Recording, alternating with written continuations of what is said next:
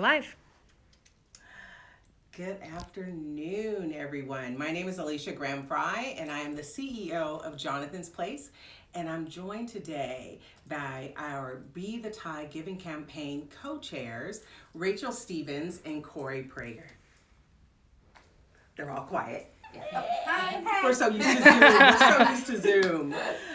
We're actually filming today on our campus, and we are in our girls' residential therapeutic program. We're in that cottage, and we're in a room called our Tranquility Room. And this room is where the girls can hang out and they can read, and they have counseling in this room and group therapy. And so we love this room. Although we name it our Tranquility Room, it's actually hot pink, if you could see the wall over there. So I don't know, I guess to teenage girls, that is tranquil. Yeah. Well, as many of you may know, and some of you don't, we only have 3 more days in our campaign. And that means 3 more days to raise $75,000. We can do this. Yeah. And so we are hoping that you all will join us by donating today and helping us raise that money. If during our campaign, during this live video, you have any questions, just please type them and we will answer questions at the end of our live filming here. So, many people ask me, Alicia, what brought you to Jonathan's Place? Why Jonathan's Place? And I let them know, maybe around, I'd say 11 years ago, I was working for another nonprofit. My husband and I had just moved to Dallas. And it was a great nonprofit, but there was something missing for me. And I realized what was missing was children. And, my mission and where I feel like I've been sent is to assist children, especially children who have been abused.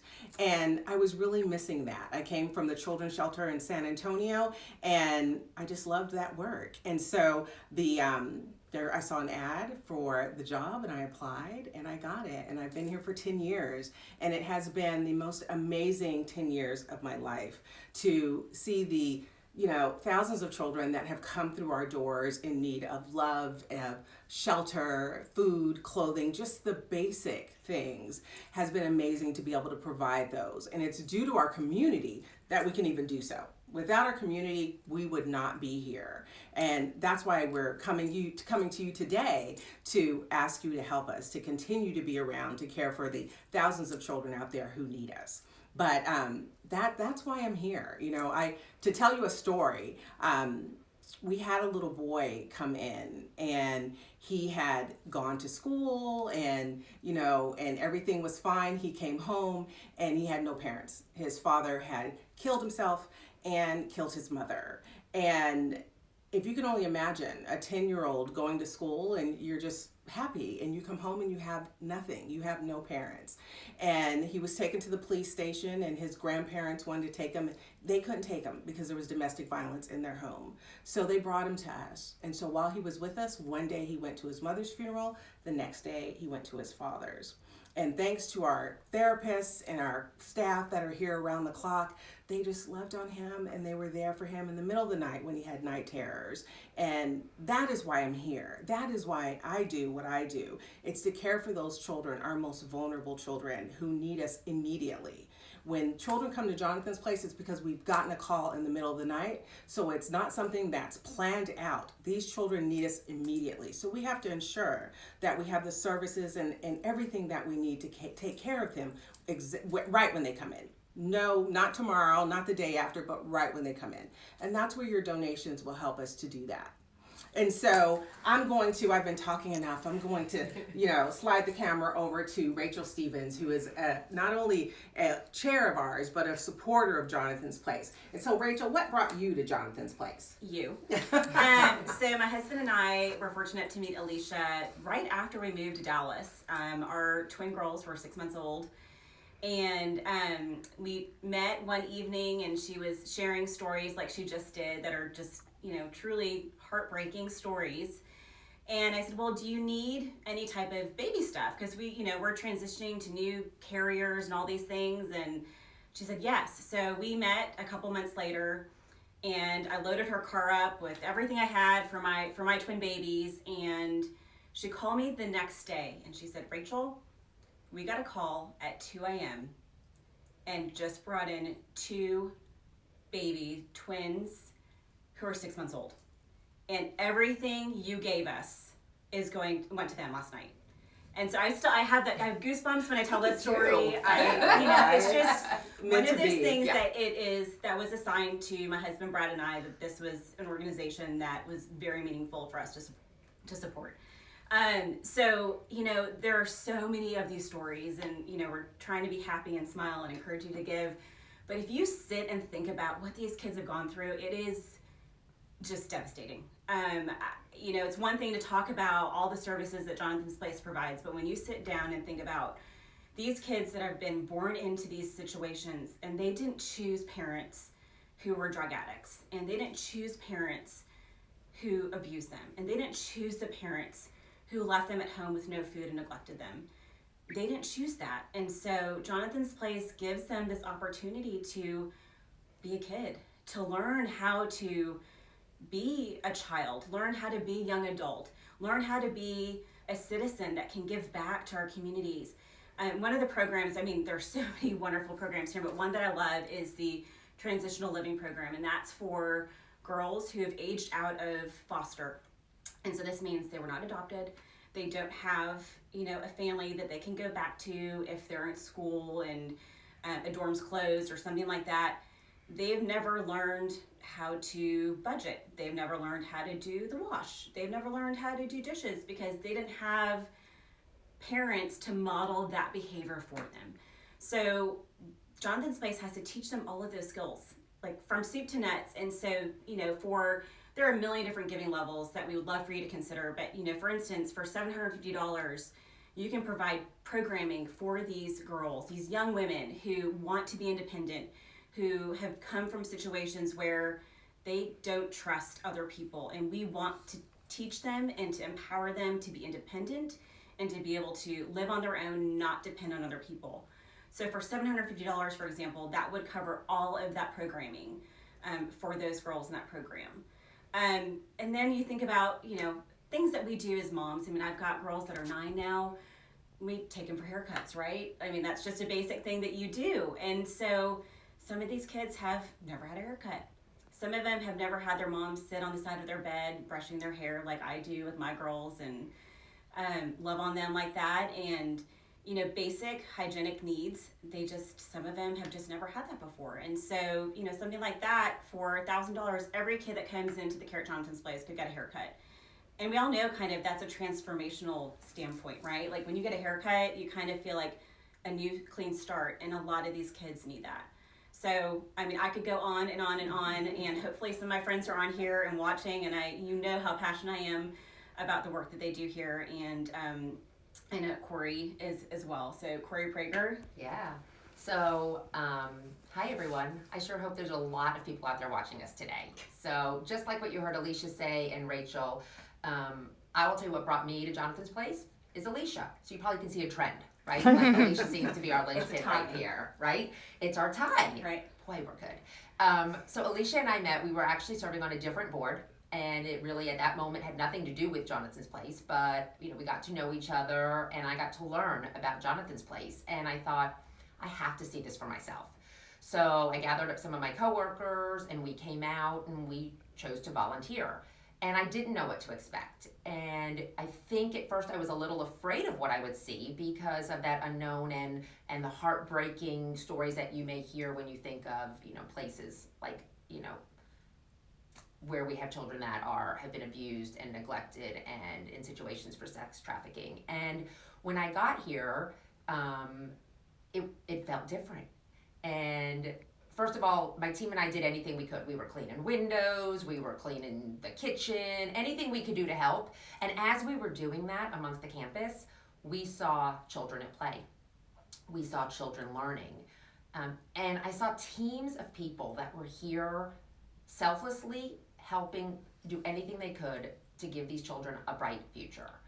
So we'll fast forward to where we are today with our Be the Tie campaign. Alicia had come to me and said, I'd really love for you to consider co-chairing our annual, Chance to Soar luncheon. And how could I say no? Like, nobody says no to Alicia. Have you ever said no to Alicia? Never. No, you don't say no to Alicia. So, fine, great. Told me I have a great partner for you to work with, which she was so right, with Rachel. And then we started our planning. And then, as you guys know, the pandemic hit. And we had to really think about what we could do so that we could still be able to raise the funds that we needed to keep the campus going, to be able to provide everything that those funds brought to the children here. So as you've heard me say before, we traded in our high heels, we put on our sneakers, we laced up, and we started our Be the Tie annual campaign. And that's where we are today. So, we are asking you to be the tie. We are asking you to be the tie because every child needs the chance at a bright future. Be the tie because every child deserves to be loved. And be the tie because every child deserves to feel safe. So think about this. We need you to give. We need you to donate. And, I often think, Rachel shared stories that relate, back to her children. And I think about, my kids get up, and when they were younger, they get up and they brush their teeth. And they brush their hair, and they wash their face. And it seems really simple, right? But the kids that come here don't have they didn't have those type of supplies, but they do here at Jonathan's Place. And for a $500 donation, you could provide a hygiene kit for every child that comes to campus. That's a big, big impact you're gonna make. And let's go up because we're not gonna stop there. So if you think about the clothes that you're wearing, the clothes that your children are wearing, I think about, when I get up and I help my kids get ready, not anymore because they're older now, but when I did, or I took them school shopping, or simply at night when they got into their favorite pair of pajamas. For $5,000, you could provide clothing for 120 children that come from abused, neglected, or sex trafficked experiences. That's a major difference. So I'm asking you, we're asking you, be the tie, make a difference, donate now. We need you. Reach in there, take your phone, go to your wallet, get your money, and give now. Even better, hit the donate button that's on the jp.org Be the Tie Kids webpage. We need you. Right, Alicia? We do. And like I said, we only have 3 more days to meet our goal to raise $75,000. And like the lady said, I don't do any of this alone. We have amazing staff that are there for these children 24 hours a day, 365 days a year. And what the impact that you will make by donating to Jonathan's Place, you will ensure that the lights stay on, that there's water for the kids to bathe in and to drink. You will ensure that they have meals. You will ensure that they participate in extracurricular activities. A child's life doesn't change because they're in a shelter. They still want to live a normal life just like everyone else. We had a young girl who came here and she was a senior and she had a younger sister that she had been taking care of, and they both had been so just violently abused, and she was an amazing girl and she wanted to go to prom. And we reached out to our donors and we said, hey, we've got this girl, she wants to go to prom, will you help us to do so? And they said yes. And I took her to buy her prom dress. And I remember being in this boutique with all these other girls with their mothers buying prom dresses, and I started to cry. And she was in the dressing room and I said, okay, Alicia, get it together. And I just thought, I shouldn't be here with her. She should be with her mother. Her mother should be the one that is helping her to buy this prom dress. And then I kind of shook myself out of it and I said, why not? Her mother wasn't here for her, so I'm going to be here for her. Our community is going to be here for her, and we're going to ensure that she has the best prom ever. And we did exactly that. We had a gentleman who donated his nice new Mercedes and we drove her to prom. And I remember talking to her on the way there and I was telling her, she was in the back seat and I was a chauffeur, and I was saying, don't open the door when we get there. They're going to open the door for you. And remember to be a lady, always be a lady, cross your legs and have a good time. And just like a mother would do. And that is what all of the staff here at Jonathan's Place do for our children. These aren't just our children, these are the community. These are your children as well. These are your neighbors or kids that are in the same classroom with your children, and they need you. They need you so desperately, and we have 3 days to make this happen. And I know without a doubt that we can do this. Our community has always been there for us. You were there for us during COVID. You were there for us during the winter storm when our pipes broke. And I know you'll be there for us today. And I can't thank all of you enough for joining us and taking care of our most vulnerable, our children. So, does anyone have any questions? We're ready for questions. Did any come in on your end? All right, we had some ahead of time. Love it. Okay. And one is, how much of my donation goes directly to programs? 88%. And that is a fantastic number. The remaining goes to fundraising so we can put on events to raise money and admin. So 88%. And I want everyone to know that, we receive some reimbursement from the state, and it covers around 60% of what it costs to run the agency. And the rest of it we have to raise. And it's through our community that keeps us afloat, because the state does not pay what it costs to care for these children. All right, and where do most of the kids go when they leave Jonathan's place? So every situation is different, but the vast majority of children are going to go into foster care. And know that the goal is for them to be placed back with their families. No one is trying to keep these children from their families, but what we give at Jonathan's Place is the families an opportunity to help themselves, to do whatever they need to do, whether that's drug rehab, anger management, whatever the case may be. And that is why a child will go into foster, because usually there's just not enough time for the parents to be able to work their service plan and to be able to, get well. And so, but the vast majority of children will go into foster. And how long do most kids stay at Jonathan's Place? So it depends on our program. And as you know, we have 7 programs. So we offer an amazing continuum of care to children that come into our care. And so our shelter, that is a temporary emergency shelter. We get calls in the middle of the night. They ask us if we have beds. We do. They bring the children. They stay on average 30 days. They can stay up to 90 per the state. We keep them forever if we could, but the state wants them in a home environment within 90 days. But on average in our shelter, it's 30 days. In our girls residential therapeutic program, which is the cottage we're in now, that's more of a long-term program, and those girls can actually age out with us. And the stay in that program is around on average 6 months, but we do have girls that have been with us for a year, 2 years.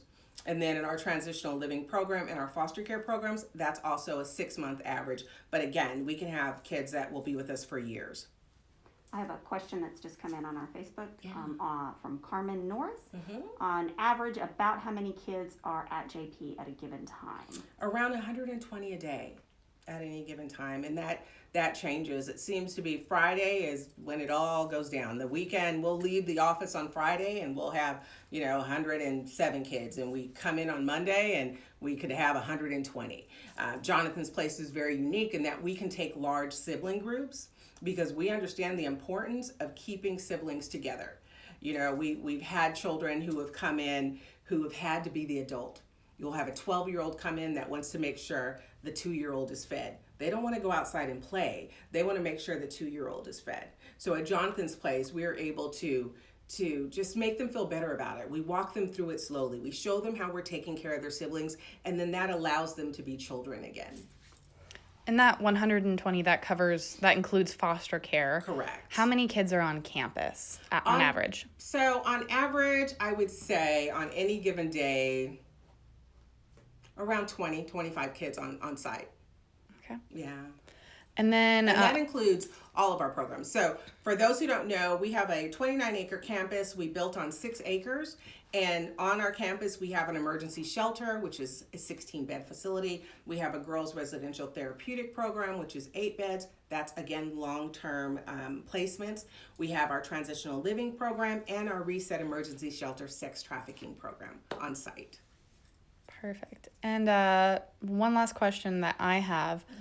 For the kids who are on campus, do you have staff or house parents who are there to take care of them around the clock? We do. So we have 3 shifts, and so we want to make sure someone, and they're awake. Even our overnight staff, they're awake.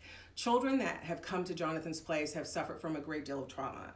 And so we will have children that will have night terrors, and we want to make sure someone's immediately in that child's room to console them and make sure they're okay. You know, I remember an instance where we had a 4-year-old, he was 3 or 4 years old, and he would not take off his coat. We could not get him to take off his coat, not even to go to bed. So when we put on his pajamas, we had to put his coat on him. And I remember the first night he nearly scared the staff to death because he was a sleepwalker. And so he would get up in the middle of the night screaming at the top of his lungs, I'm scared, I want to get out, I'm scared. That's why he always had his coat on, because there was so much domestic violence in his home that he had to be ready to go at any given moment. And so the staff, we learned how to just guide him very easily back to his room, and he would lay down and go right back to sleep, but he would not take that coat off. And so thank goodness we had, 24-hour awake staff to be able to be with him to ensure that he was okay. I don't have anything else. All right, that's all we have today. If anyone else has any questions, they're welcome to message us directly. Well, we can't thank you guys enough. We know we can do this, and we thank you for your support. Thank you so much. 3 days, $75,000. We can do this. We got We can do this. this. Say now. We got it. We need you.